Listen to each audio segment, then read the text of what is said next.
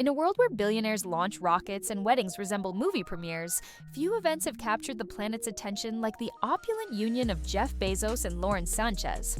Their wedding, set amidst the storied canals of Venice, Italy, was no ordinary celebration.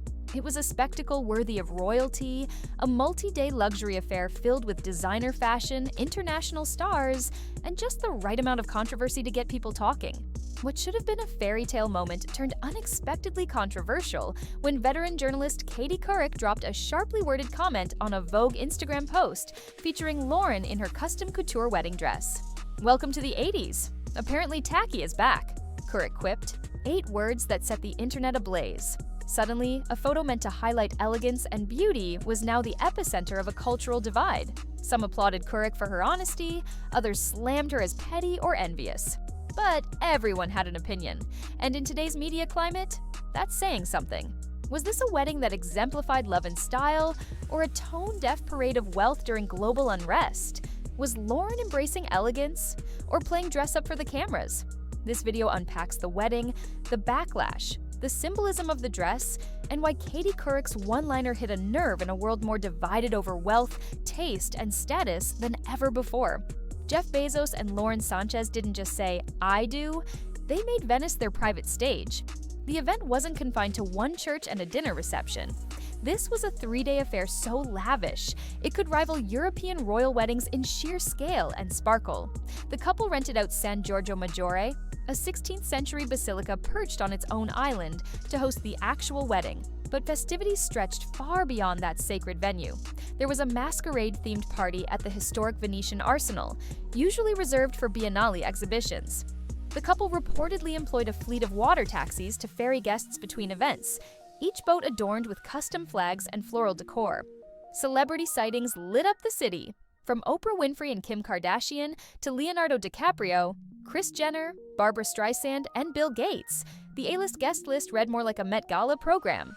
The entire city was buzzing, with tourists catching glimpses and paparazzi lurking along canal paths. Yet not everyone was cheering. Activists protested the event, holding signs that read, "Venice is not for sale." Locals decried the closure of public areas and skyrocketing costs associated with the spectacle. While the wedding undoubtedly brought millions in tourism revenue, it also sparked debate about privilege, power, and whether billionaires should treat historical cities like private playgrounds. When Vogue unveiled the wedding photo shoot of Lauren Sánchez draped in couture lace, Katie Couric, known for her journalistic poise and cultural commentary, delivered a blow that cut through the glitter. "Welcome to the 80s. Apparently, Tacky is back." That comment didn't just critique a dress, it punctured a fantasy. Social media erupted. Fans of Lauren defended her as radiant and unique. Critics of the display, however, praised Katie's candor, calling it the first honest comment from a public figure in weeks. Twitter users shared side-by-side images of Sanchez's look compared to Dynasty's Alexis Carrington, or even Halloween costumes. Couric, whether intentionally or not, stepped into a wider conversation about class signaling and modern aesthetics. Quiet luxury is in, flashiness is out. Shows like Succession have made taupe cashmere and minimalist suits aspirational, not ball gowns and jewels. Lauren's look, while rooted in vintage glamour, clashed with that trend. What's more, the comment sparked a rare instance of intergenerational tension. Younger audiences saw Lauren as aspirational and empowered. Some older viewers, many of whom remember Couric from her morning show days, sided with her blunt appraisal. Couric never deleted the comment. She didn't walk it back. That silence may have been louder than any rebuttal. In an age of carefully curated image control, Katie Couric brought the conversation back to a single question: what exactly is tasteful anymore? Let's dissect the dress that launched 1,000 comments. Lauren Sánchez's wedding gown wasn't just couture, it was architectural. Created by fashion giants Dolce & Gabbana, the dress featured a tightly corseted bodice, long lace sleeves, a high Victorian-style neckline, and a mermaid silhouette that flowed into a cathedral-length train. Every detail was deliberate. The gown required over 900 hours of hand embroidery, 180 silk-covered buttons, and Italian lace sourced specifically for this one event. Vogue described it as an ode to timeless romance. Lauren called it a dress I dreamed of when I was a little girl. But critics weren't sold. Some likened the dress to period costume. Others said it looked suffocating rather than graceful. Vogue's photos, which depicted Lauren sprawled across ornate furniture and floating chandeliers, did little to help. One viral meme photoshopped her into a haunted Victorian portrait. To add fuel to the fire, Dolce & Gabbana themselves are no strangers to scandal. From racially insensitive ads to controversial public statements, their brand carries baggage. Choosing them was bold, but perhaps also a PR risk. Still, Lauren was unapologetic. She cited Sophia Loren and 1950s Italian brides as inspiration.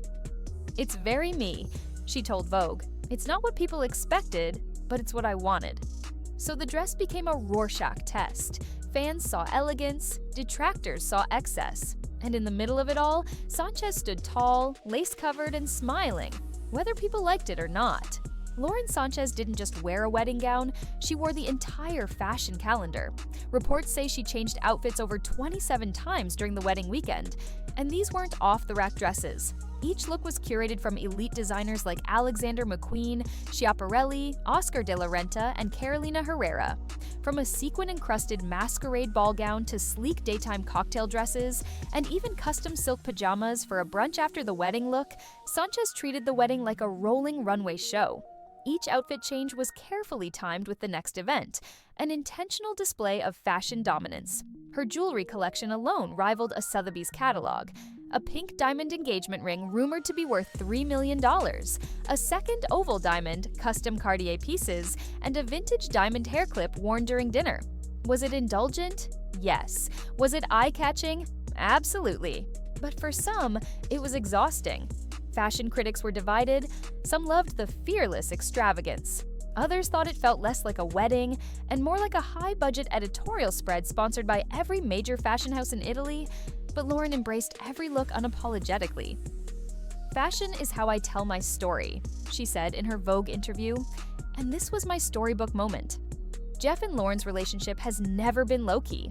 Since their relationship became public, amid Bezos' high-profile divorce, the couple has faced tabloid frenzy, public skepticism, and endless speculation. But instead of hiding, they leaned into visibility. Whether attending film festivals, launching rockets, or doing joint philanthropic work, their public image became about more than romance. It was about reputation management. This wedding, in many ways, was Lauren's reintroduction. She's no longer just Bezos' girlfriend, she's a figure of influence. As the vice chair of the Bezos Earth Fund, she now speaks on climate change, leads Blue Origin initiatives, and is being rebranded as a thought leader. The Vogue profile painted her as thoughtful, articulate, and deeply in love. She called Bezos the person who sees me, who encourages me, who believes in me. It was poetic, personal, and PR gold. To many observers, the wedding was a carefully staged brand elevation, a Cinderella story engineered for headlines and heritage. But maybe, just maybe, it was also sincere. Maybe this was a woman who waited her whole life for this moment and simply wanted to celebrate in a way that reflected her journey. Branding or not, one thing is undeniable. Lauren Sánchez is no longer in the background. She's leading her own narrative. So, here we are, at the crossroads of glamour and critique. Katie Couric's simple, scathing remark cracked open a much bigger discussion. What does wealth look like in 2025? What does taste mean in a post-quiet luxury world? And is there any room left for old-school extravagance without backlash? Lauren Sánchez's wedding wasn't just a celebration.